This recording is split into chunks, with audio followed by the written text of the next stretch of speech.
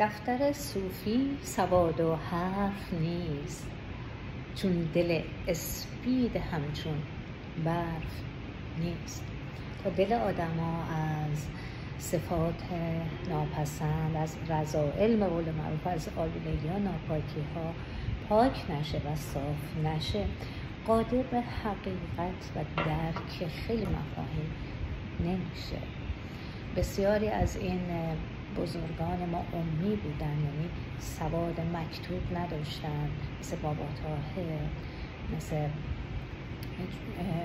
استخری، مثل خیلی بایزید بسطامی، اما اونها عامی نبودن. اگر عامی بودن با الف ولی عامی با این به معنی کوردل نبودن، بصیرت داشتن، دانش حقیقی در